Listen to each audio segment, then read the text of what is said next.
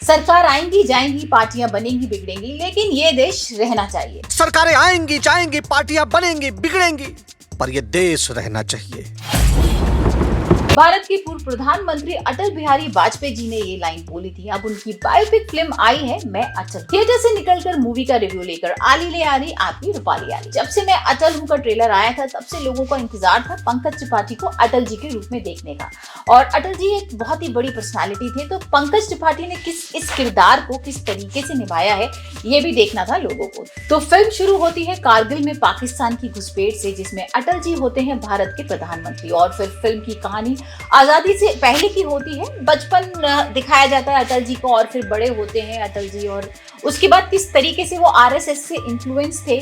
फिर देश की आजादी के सारे मूवमेंट्स दिखाए गए हैं। और फिर बड़े होते हैं अटल जी और फिर पहुंच जाते हैं कानपुर, जहां पर वो वकालत के लिए तैयारी करते हैं। और आपको बता दूं, वो वकालत की जो तैयारी कर रहे होते हैं वो अपने पिताजी के साथ कर रहे होते हैं। और फिर दिखाया अटल बिहारी वाजपेयी किस तरीके से भारत के प्रधानमंत्री बनते हैं, और फिर उनकी बहुत पूरी जितनी सारी जर्नी है वो दिखाई गई है। फिल्म फर्स्ट हाफ में थोड़ी स्लो है, पर इंटरवल के बाद काफी फास्ट हो जाती है। डायरेक्टर रवि यादव ने फिल्म में कारगिल युद्ध, अटल जी की लाहौर यात्रा और फिर पोखरण न्यूक्लियर टेस्ट और बहुत सारे सीन्स ओरिजिनल दिखाए हैं, जिसके बाद ना फिल्म थोड़ी ऑथेंटिक लग रही है। अटल बिहारी जी एक ऐसे रियल लीडर थे जिनका सम्मान सब लोग करते थे। आपको याद होगा, जब एक वोट से उनकी सरकार गिरी थी, तब एक नया रिकॉर्ड बना दिया था। और लोकसभा में अटल जी ने वो डायलॉग बोला था, सरकार आएगी जाएगी लेकिन ये देश रहना चाहिए।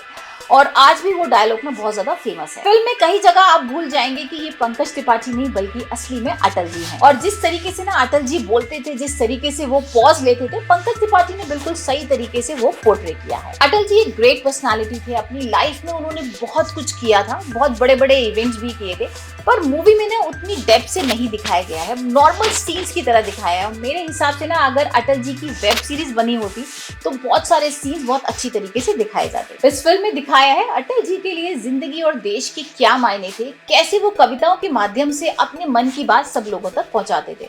इन सभी की झलक आपको देखने को मिलेगी इस पिक्चर। एक बात फिल्म की अच्छी है कि फिल्म में ना कुछ बड़ा चढ़ाकर नहीं ज्यादा दिखाया गया है, वही बताया है जैसे अटल जी थे, बिल्कुल सादा और सिंपल उसी तरीके से शो किया गया है। वैसे आपके लिए एक सरप्राइज भी है कि इस फिल्म में ना अटल जी की लव स्टोरी के बारे में भी बहुत कुछ बताया गया है।